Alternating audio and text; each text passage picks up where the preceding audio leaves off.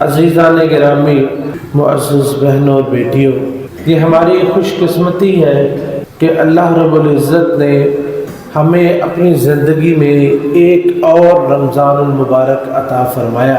امام ابن الجوزی رحمۃ اللہ علیہ فرماتے ہیں کہ تاللہ لو قیل لأہل القبور تمنوا لتمنوا یوم من رمضان، کہ اللہ کی قسم اگر قبروں والوں کو کہا جائے نا کہ کوئی تمنا کرو، وہ خواہش کا اظہار کرو، تو وہ یہی خواہش کریں گے کہ یا اللہ ہمیں رمضان کا ایک دن دے دے، رمضان کا ایک دن دے دے، کیونکہ اس میں کتنی عبادات ہیں، اس میں نمازیں بھی ہیں، فرائض بھی ہیں، نوافل بھی ہیں، روزے بھی ہیں، قیام بھی ہے، صدقات و خیرات بھی ہے، اور یہ عام دنوں میں بھی ہو سکتے ہیں، لیکن رمضان المبارک میں ان کا اجر اور زیادہ بڑھ جاتا ہے۔ جس طرح کہ ایک عمرہ ہے، عام دنوں میں عمرہ، لیکن اگر کوئی رمضان میں عمرہ کرتا ہے، العمرہ فی رمضان، آپ نے فرمایا کہ رمضان میں عمرہ کرنا اس طرح ہے جیسے حج کی طرح ہے، بلکہ اس سے بھی آگے بڑھ کے کحجۃ معی، آپ نے فرمایا اس طرح کہ جس طرح اس نے میرے ساتھ حج کیا ہو رمضان المبارک میں، یعنی اتنا زیادہ اعمال کا اجر بڑھ جاتا ہے۔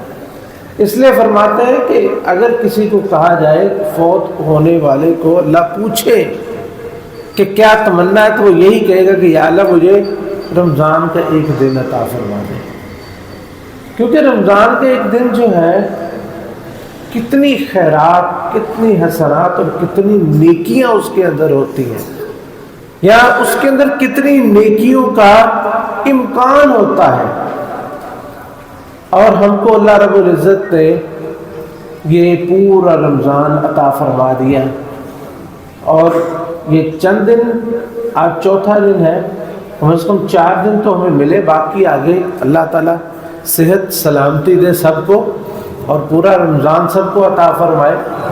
یہ پورے دن ہیں، یہ ایک خزانہ ہے جو اللہ رب العزت نے ہمیں عطا فرما دیا، کہ یہ دن جو ہے یہ انسان کی زندگی میں کتنی اہمیت رکھتے ہیں۔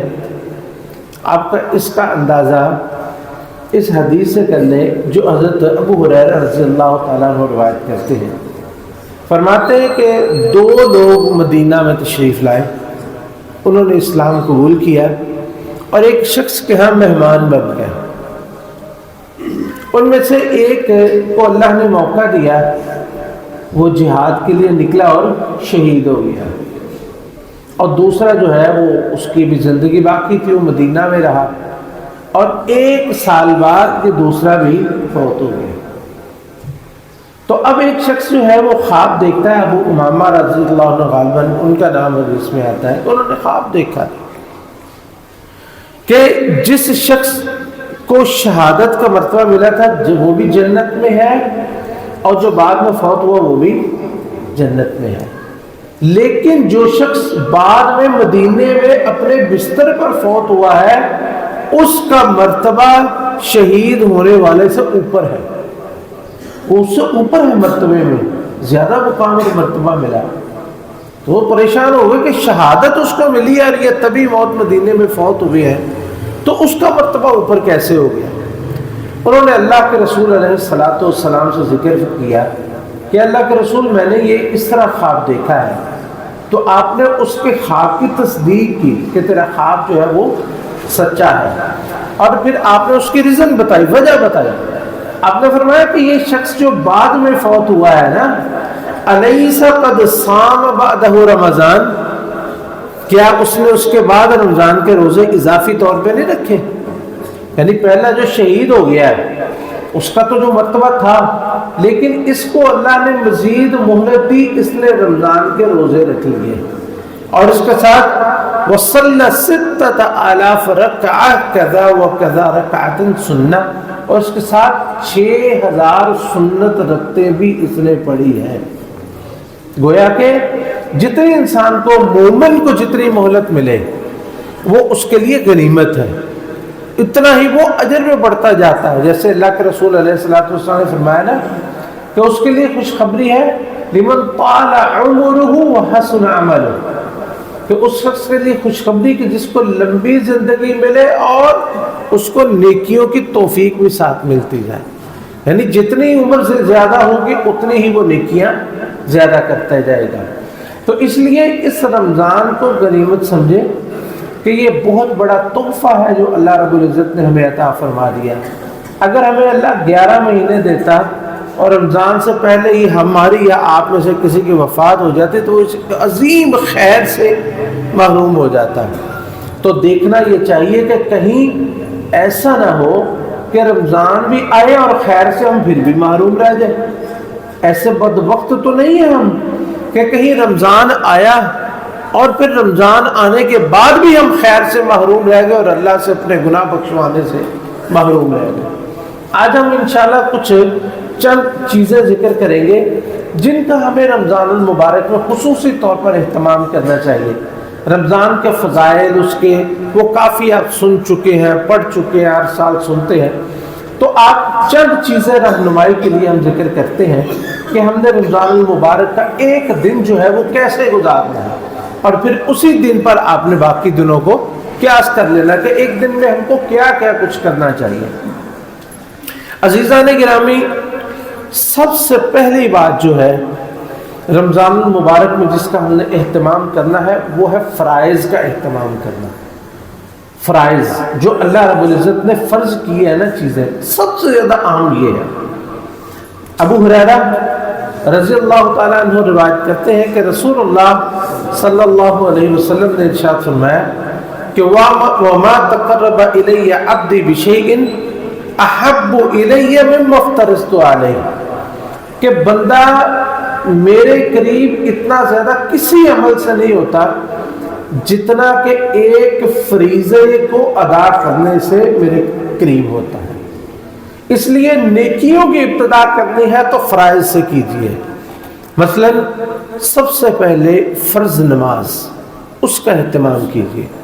دیکھیں فرض نماز جو ہے نا، یہ بات آپ پلے باندھ لیں کہ اگر آپ پوری زندگی صرف نماز کی اصلاح میں ہی گزار دینا تو آپ کی زندگی ختم ہو جائے گی، آپ کو اصلاح کا موقع اس میں ختم نہیں ہوگا، کیونکہ اس میں بہت ساری چیزیں ہیں۔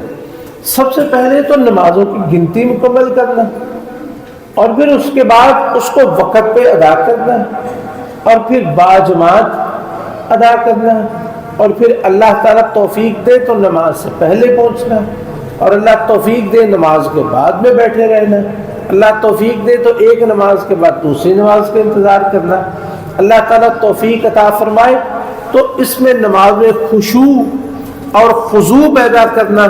تو یہ ساری چیزیں اگر انسان پوری زندگی صرف ایک نماز کی اصلاح میں گزار دینا تو یہ بھی بڑی غنیمت ہے کہ انسان اپنی نماز کی اصلاح کرتا رہے، کیونکہ یہ نماز جو ہے ایک کی اصلاح کرتا ہے تو دوسرے میں گڑبڑ ہو جاتی ہے، ایک کو ٹھیک کرتا ہے تو دوسرے میں معاملہ جو ہے وہ خراب ہو جاتا ہے۔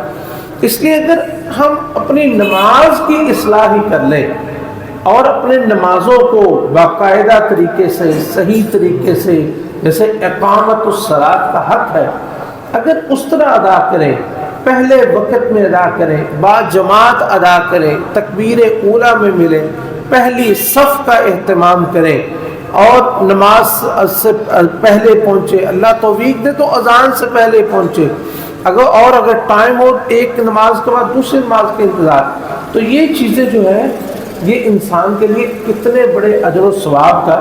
صرف ایک حدیث جو ہے میں آپ کے سامنے بیان کرتا ہوں۔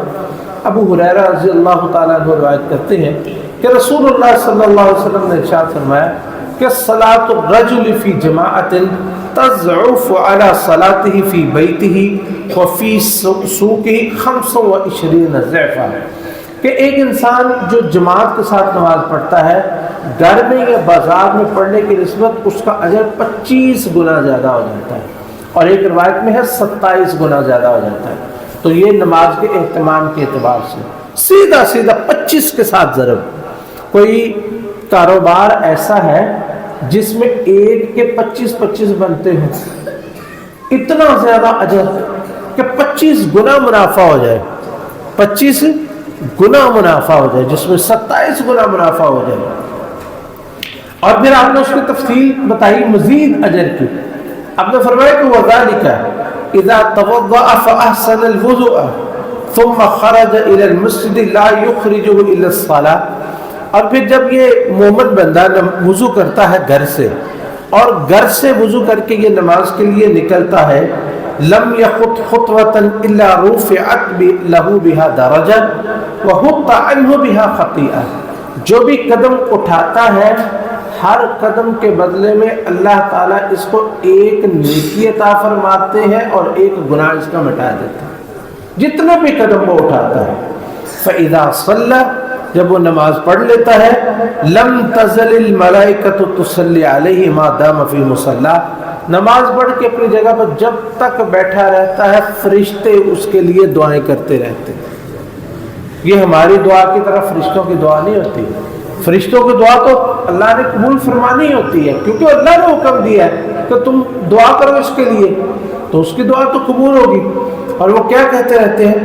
اللہم صلی علیہ، اللہ اس پر اپنی رحمت نازل فرما دے. اللہم ارحمہ، اللہ اس پر رحم فرما دے. ولا یزال فی صلاۃ من انتظر الصلاۃ، جب تک وہ نماز میں ہے، جب تک وہ نماز کے انتظار میں بیٹھا ہوا ہے، وہ نماز میں ہی رہتا ہے، وہ نماز میں ہی شمار ہوتا ہے. چاہے وہ آدھا گھنٹہ بیٹھے، کون اتنی لمبی نماز پڑھتا ہے، لیکن وہ آدھا گھنٹہ نماز میں ہی شمار ہوگا. اور بلکہ دوسری روایت میں آتا ہے کہ من توضأ فاسبغ الوضوء، جس نے وضو کیا اور اچھے طریقے سے وضو کیا، ثم مشى الى صلاة مکتوبہ، پھر وہ فرض نماز پڑھنے کے لیے گیا، فصلاها مع الامام، امام کے ساتھ اس نے نماز پڑھ لی، غفر له ذنب، اللہ تعالیٰ اس کے گناہوں کو معاف فرما دیتا ہے. یعنی کہ نماز جو ہے سب سے پہلا اہتمام آپ نے خاص طور پر رمضان المبارک میں اپنی نمازوں کی اصلاح سے کرنا ہے. اور جو شخص اپنی 5 نمازیں ایک دن میں جماعت کے ساتھ تکبیر اولیٰ میں صحیح طریقے سے وہ پڑھ لیتا ہے، امام سعید ابن المسیب رحمۃ اللہ علیہ فرماتے ہیں من حافظ علی الصلوات الخمس فی جماعت، جس نے ایک دن میں 5 نمازوں کی حفاظت کر لی جماعت کے ساتھ 5 نمازوں کی حفاظت کر لی، فقد ملأ البر والبحر عبادتا، اس نے ساری زمین کو اور سارے سمندروں کو نیکیوں سے بھر لیا ہے. یعنی جس نے 5 نمازیں ان فرض نمازوں کی، ہم عام طور پر یہ ہوتا ہے کہ ہم فرائض چھوڑ کے نوافل کی طرف جاتے ہیں، لیکن نہیں، پہلے فرض ادا کریں، وہ فرائض کا اہتمام سب سے پہلے کریں. حضرت عمر رضی اللہ تعالیٰ عنہ ایک دفعہ آپ نے فجر کی نماز پڑھائی تو ایک دیکھا کہ ایک جو ہے وہ آپ کے ساتھی تھے، بڑے ہی نیک انسان تھے، بڑے عابد و زاہد تھے، وہ فجر کی نماز میں وہ موجود نہیں تھے. تو آپ اس کے گھر کے قریب سے گزرے تو آپ نے ان کی بیوی سے پوچھا کہ آج وہ فجر کی نماز میں نظر نہیں آئے. تو کہتے ہیں کہ وہ ساری رات قیام کرتے رہے اور فجر کے قریب ان کی آنکھ لگی اور پھر وہ اٹھ نہیں سکے. ساری رات قیام کرتے رہے اور فجر کے قریب اچانک ان کی آنکھ لگ گئی اور وہ اٹھ نہیں سکے.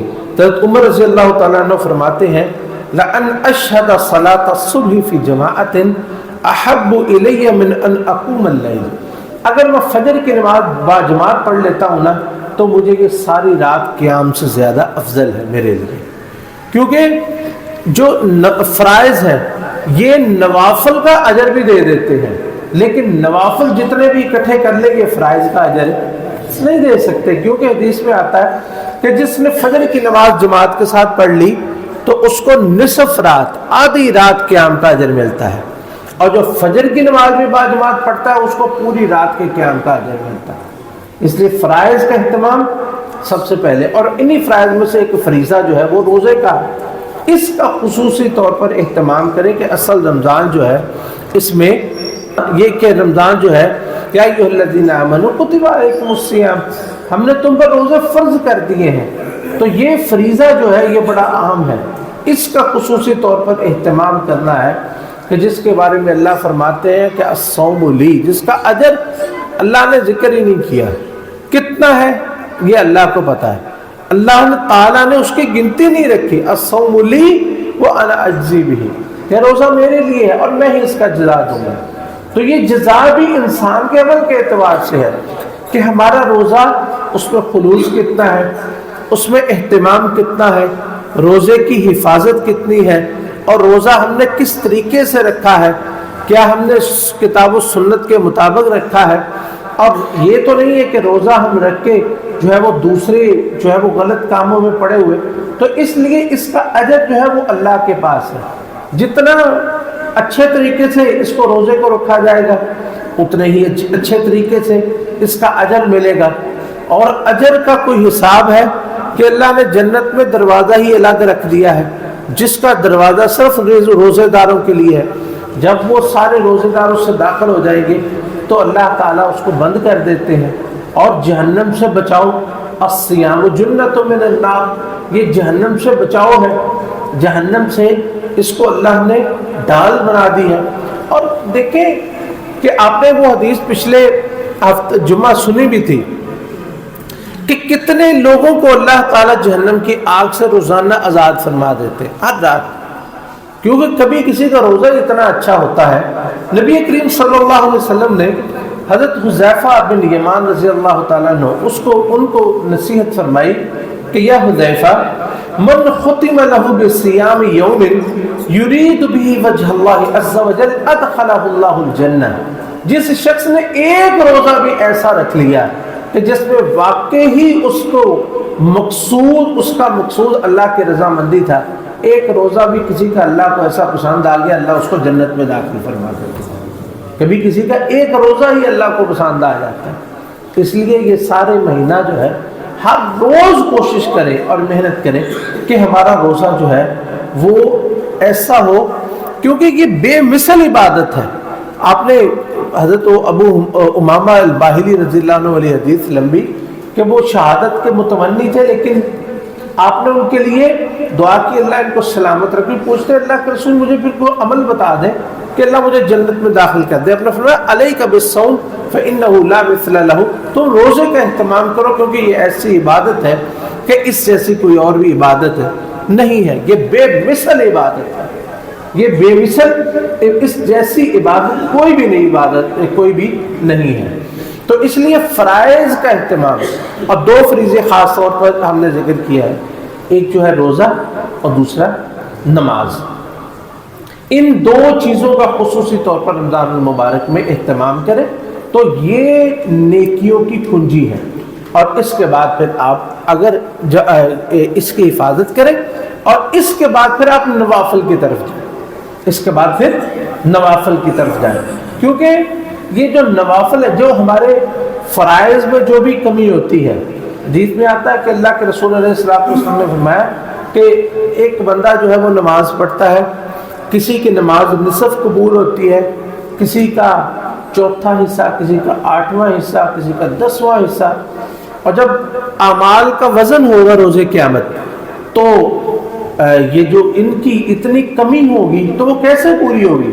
اللہ تعالیٰ فرمائیں گے انظروا هل لعبد من تطوع، دیکھو کیا میرے بندے کی کوئی نفلی نمازیں بھی ہیں، کوئی نفلی عمل بھی ہے. تو ان نوافل کے ساتھ فرائض کو مکمل کیا جائے گا. میرے بھائیوں مجھے بتائیں، کیا کوئی بندہ ایسا دعوے دار ہے جو کہتا ہے کہ میری نماز ساری کی ساری قبول ہوتی ہوگی، ہماری نماز ایسی ہے کہ وہ ساری قبول ہوتی ہوگی؟ تو ہمیں نوافل کی کتنی ضرورت ہے. اور پھر اللہ تعالیٰ نے نوافل کو ویسے ہی نہیں رکھا، ان کا اجر الگ سے رکھا ہوا ہے. مثلا حضرت ابو ہریرہ رضی اللہ تعالیٰ عنہ ان کی روایت فرماتے ہیں کہ رسول اللہ صلی اللہ علیہ وسلم نے ارشاد فرمایا کہ وَلَا يَزَالُ عَبْدِي يَتَقَرَّبُ إِلَيَّ بِالنَّوَافِلِ حَتَّى أُحِبُّهُ، کہ ایک بندہ نوافل پڑھتا رہتا ہے، نوافل ادا کرتا ہے، نفلی روزے رکھتا رہتا ہے، نفلی نماز پڑھتا ہے، نفلی صدقے کرتا رہتا ہے، حتی احبو، یہاں تک کہ میں اس سے میں اللہ اس سے محبت کرنے لگتا ہوں. فَإِذَا أَحْبَبْتُهُ كُنْتُ سَمْعُهُ الَّذِي يَسْمَعُ بِهِ، جب میں اللہ اس سے محبت کرتا ہوں تو میں اس کی سماعت بن جاتا ہوں، یعنی وہ سنتا میرے حکم سے ہے. میں اس کی بصارت بن جاتا ہوں، وہ دیکھتا میرے حکم سے ہے. میں اس کا ہاتھ بن جاتا ہوں، وہ پکڑتا میری اجازت سے ہے. میں اس کے پاؤں بن جاتا ہوں، وہ قدم اٹھاتا میری اجازت کے ساتھ اور میرے حکم کے ساتھ ہے. اور اس کے بعد پھر یہ ہوتا ہے وَإِن سَأَلَنِي لَأُعْطِيَنَّهُ، تو پھر وہ مستجاب الدعوات بن جاتا ہے. اللہ تعالیٰ اس کی دعاؤں کو قبول فرمانا شروع کر دیتے، یعنی وہ جو بھی دعا کرتا ہے اللہ وَلَئِن سَأَلَنِي لَأُعْطِيَنَّهُ، مستجاب الدعوات بندہ کیسے بنتا ہے؟ نوافل کے اہتمام کے ساتھ. اتنے نوافل بندہ پڑھتا ہے کہ اللہ تعالیٰ اس کی ہر دعا کو قبول کرتا ہے. اگر وہ پھر مجھ سے مانگتا ہے تو میں اس کو عطا کر دیتا ہوں. وَلَا إِنِ اسْتَعَاذَنِي، اور اگر وہ کسی چیز سے پناہ مانگتا ہے تو میں اس کو پناہ دے دیتا ہوں. اور ان نوافل میں سب سے زیادہ جو ہے اجر وہ سنتوں کا ہے، جو ہے سنت رواتب کہتے ہیں، جیسے فجر سے پہلے کی 2 اور ظہر سے پہلے 4 اور بعد میں 2، اور اسی طرح مغرب کے بعد 2 اور عشاء کے بعد 2. یہ 12 رکعات ہے جن کے بارے میں ام حبیبہ رضی اللہ تعالیٰ عنہ روایت کرتی ہیں کہ رسول اللہ صلی اللہ علیہ وسلم نے ارشاد فرمایا کہ ما من عبد مسلم یصلی للہ تعالی فی کل یوم ولیلۃ 12 رکعۃ تطوعا غیر الفریضہ الا بنى اللہ له بیتا فی الجنہ، کہ جو بھی شخص ایک دن میں فرائض کے علاوہ ان 12 رکعات کو پڑھ لیتا ہے اللہ رب العزت اس کا جنت میں گھر بنا دیتے ہیں. اور پھر خصوصی طور پر فجر کی جو سنتیں ہیں ان کو پہلے ہیں تو وہ پہلے ہی پڑھنی چاہیے، کیونکہ نبی علیہ الصلوۃ والسلام نے فرمایا کہ رکعتا الفجر خیر من الدنیا وما فیہا، کہ فجر کی جو 2 رکعتیں ہیں نا وہ دنیا اور اس کے سارے خزانوں سے افضل ہیں. فجر کی 2 جو سنتیں ہیں جو پہلے پڑھی جاتی ہیں ان کو پہلے ہی پڑھنا چاہیے. اگر کسی کی بھی رہ جائے تو بعد میں پڑھ لے، لیکن اس کو عادت نہیں بنانا چاہیے کہ نماز میں شامل ہو اور بعد میں پڑھ لے. نہیں، پہلے ہے تو ان کو پہلے ہی پڑھنا چاہیے. اور اسی طرح اگر کوئی شخص ظہر سے پہلے 4 پڑھتا ہے اور بعد میں 2 ہے نا، ان 2 کے ساتھ 2 اور ملا لیتا ہے. ایک تو اس کے لیے خوشخبری ہے، ایک تو اس میں جنت، اس کے لیے جنت میں گھر بن جاتا ہے، اور ایک تو یہ ہے کہ وہ جو 12 رکعات کا اہتمام کرتا ہے اس کو جنت میں اللہ تعالیٰ بھیج دیتے، جنت میں اس کا داخلہ ہو جاتا ہے.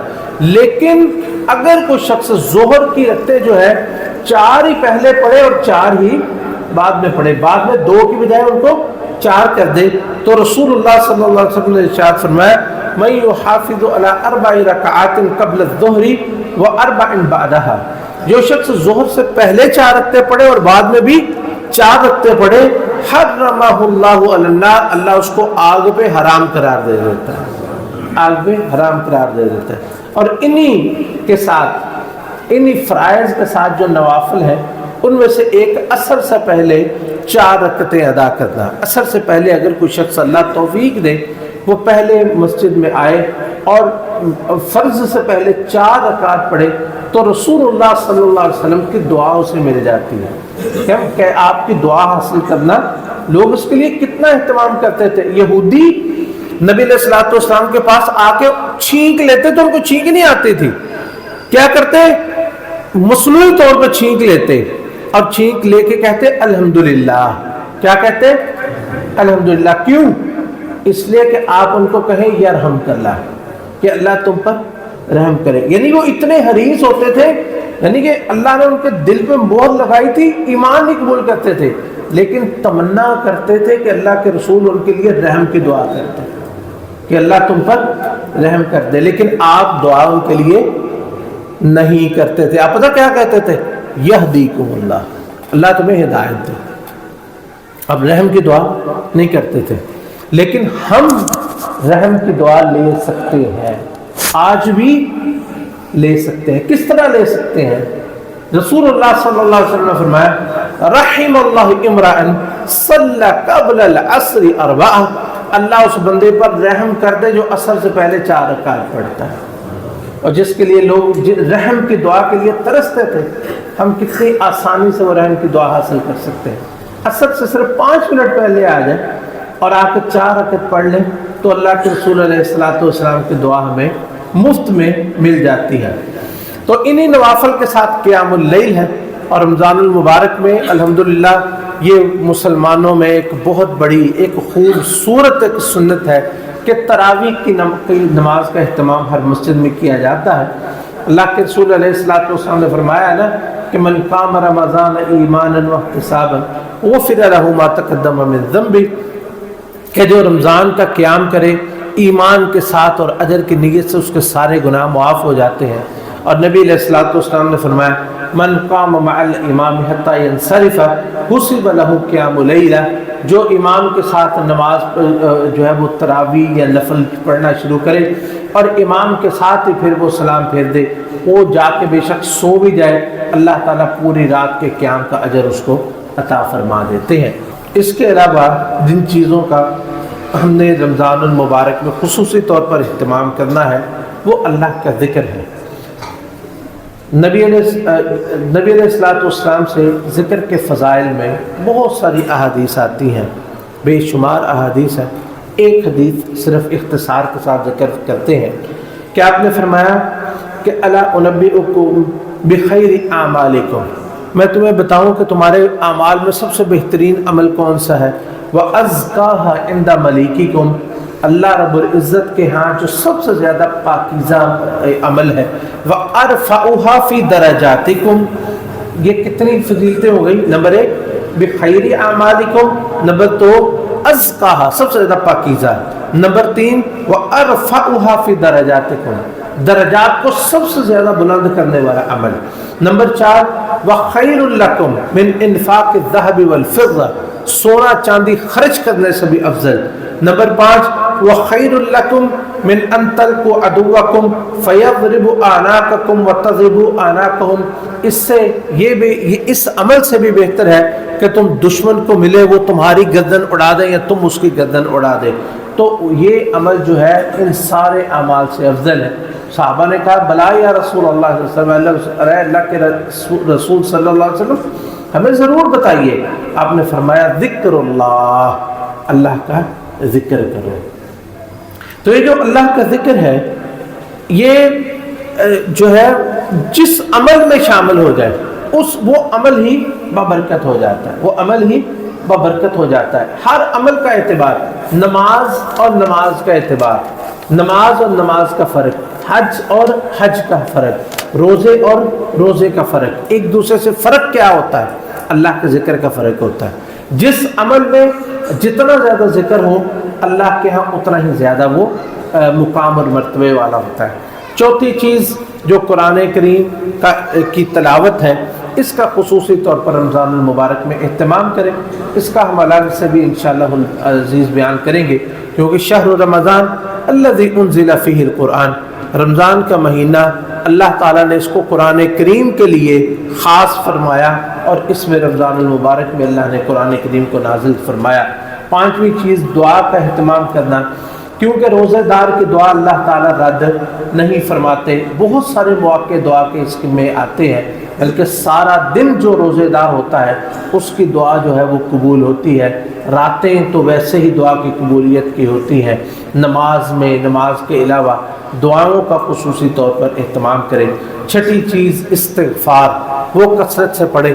رسول اللہ صلی اللہ علیہ وسلم نے فرمایا طوبیٰ لمن وجد فی صحیفتہ کثرۃ الاستغفار، اس کے لیے خوشخبری ہے کہ روز قیامت جب اس کا صحیفہ کھلے تو اس میں استغفار بہت زیادہ ہو، اس کے لیے خوشخبری ہے۔ ساتویں چیز صدقہ کرنا ہے، بلاؤں کو مصیبتوں کو ٹالنے والا۔ اللہ کے رسول علیہ الصلوۃ والسلام اجود ما کان فی رمضان، رمضان المبارک میں بہت زیادہ صدقہ جو ہے وہ کیا کرتے تھے۔ آٹھویں چیز مریض کی کسی کی عیادت کر لیں۔ یہ چھوٹی چھوٹی چیزیں ہیں رہنمائی کے لیے، اشاروں کے لیے، کہ تاکہ ایک چیز سامنے آ جائے تو اس سے انسان جو ہے وہ اس کا خصوصی طور پر اہتمام کرتا ہے، کیونکہ رسول اللہ صلی اللہ علیہ وسلم نے ارشاد فرمایا کہ ما من مسلم یعود مسلما غدوۃ الا صلی علیہ 70,000 ملکا حتی یمسی، کوئی شخص صبح کو کسی مسلمان بھائی کی بیمار پرسی کر لے، چاہے اتنا ہی پوچھ لے آپ کے سر میں درد تھا، کیا حال ہے، آپ کی طبیعت کیسی ہے۔ ہمارے ہاں تو مریض سارے ہی جو ہے وہ کسی نہ کسی مرض میں مبتلا رہتے ہیں، تو کسی سے حال پوچھ لے بندہ، فون پہ ہی جو ہے وہ کسی سے حال پوچھ لے، واٹس ایپ پہ پوچھ لے، تو انشاءاللہ اس کو اجر کتنا ملتا ہے۔ صبح کو پوچھے گا تو شام تک 70,000 فرشتے اس کے لیے دعائیں کرنے پر مامور ہو جاتے ہیں۔ اگر شام کو پوچھے گا تو صبح تک 70,000 فرشتے اس کے لیے دعائیں کرنے پر اللہ تعالیٰ مامور فرما دیتے ہیں۔ اگر کوئی مسلمان بھائی فوت ہو جائے، اس کے جنازے کا اہتمام کرے، کیونکہ جو جنازہ پڑھتا ہے 1 قیرات اس کو اجر ملتا ہے، اور اگر دفن میں بھی شریک ہو تو 2 قیرات کا اجر ہے۔ قیرات پوچھا گیا کیا ہوتا ہے، آپ نے فرمایا کہ سب سے چھوٹا قیرات احد پہاڑ کے برابر ہے، اور ایک حدیث میں ہے کہ مثلا کہ 2 قیرات جو ہے 2 بڑے بڑے پہاڑوں کی مانند ہے، بڑے بڑے پہاڑوں کی مانند۔ پہاڑ جس کے نامہ اعمال میں رکھے جائیں گے وہ کتنا خوش قسمت انسان ہوگا۔ 10ویں چیز جس کا خصوصی طور پر اہتمام کرنا چاہیے وہ مسلمانوں کی ضرورتیں پوری کرنا۔ کوئی ضرورت کسی طریقے سے مال سے کسی کے ساتھ سفارش کر کے، کسی کے ساتھ جا کے کسی کا کوئی کام کروا دے، کیونکہ رسول اللہ صلی اللہ علیہ وسلم نے ارشاد فرمایا، کون سی ہستی فرما رہی ہے، کون سے شہر میں فرما رہی ہے، کون سی مسجد میں فرما رہی ہے، آپ نے فرمایا لَأَنْ أَمْشِي مَعَ أَخٍ لَهُ، اگر میں کسی بھائی کے ساتھ جا کے اس کی ضرورت پوری کر دوں، احب الی من ان اعتکف فی هذا المسجد، یعنی مسجد المدینہ شہرا، تو مجھے مسجد نبوی میں 1 مہینہ اعتکاف سے زیادہ محبوب ہے کہ کسی بھائی کے ساتھ جا کے اور اس کی کوئی ضرورت ہی پوری کروا دوں۔ اللہ تعالیٰ سے دعا ہے کہ یہ جو ساری چیزیں سنی ہیں اللہ تعالیٰ ہمیں اس پر عمل کرنے کی توفیق نصیب فرمائے، ہر خیر سے اللہ تعالیٰ ہم کو حصہ نصیب فرمائے، ہر شر سے اللہ تعالیٰ ہم سب کو محفوظ فرمائے۔